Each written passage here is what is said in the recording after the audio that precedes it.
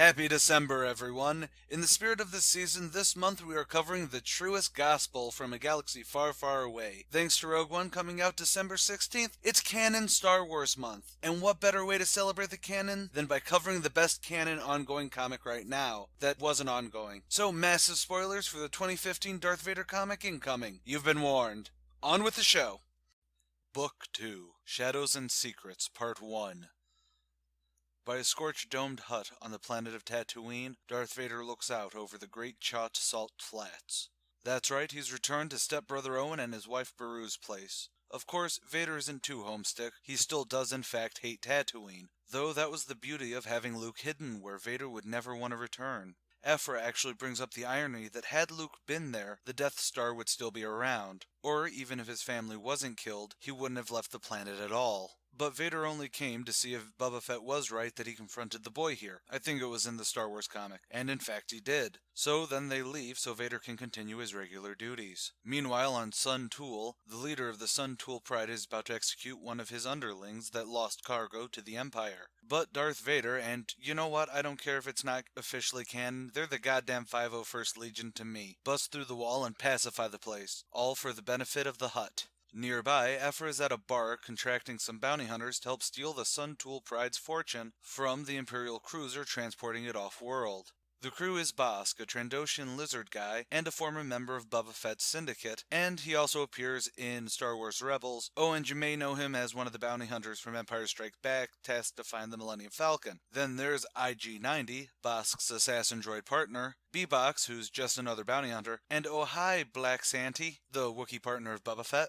So what do I say about this issue? I mean, there's not a lot to say. We get the plot pretty easy for this storyline, which is going to be Aphra's 5, or maybe 7 since I'm sure that BT and Trip Zero will be in on the mission. The two things in this to actually talk about is how the Empire is allowing the Hutts to become the ruling underworld body, mainly because the Hutt are helping the Empire with resources. So they've got the whole collusion thing going. And of course, there's the return of Tatooine in the first 8 pages, which while this is definitely not some homecoming since it wasn't Annie's home, this place does hold some symbolism for him, since it was here where he saw his mother die and buried her there, or burned her there, but you know what I mean. I think the best part of this is, besides Aphra commenting on how the Empire brought about their own end with their decision there, it at least also gave us an official answer to the oftentimes mocked plot point about Obi-Wan bringing Luke to Tatooine. And a lot of people have been defending it correctly because it was the fact that Vader would not go back to Tatooine. Though were I Vader, I'd have glassed the planet, but I assumed the Emperor halted those thoughts. The only thing I would have liked would have been if the Legends answer of why Owen and Beru were killed came up. I think it was in When the Desert Wind Turns, as we find out that the reason that Owen and Beru were killed was less about the droids, but because of Shmi's death, and Vader watched while they were killed.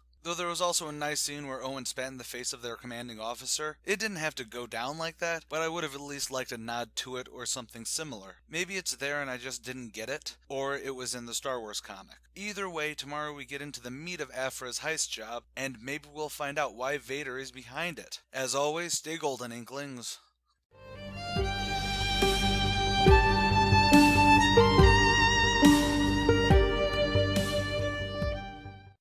Thanks for watching. If you like this video, like, share, and subscribe. As always, if you agree or disagree with me, or just want to add your own comments, theories, or criticisms, leave a comment below. Don't forget to check out my other channels, ComicSins and The Archivist, links on screen.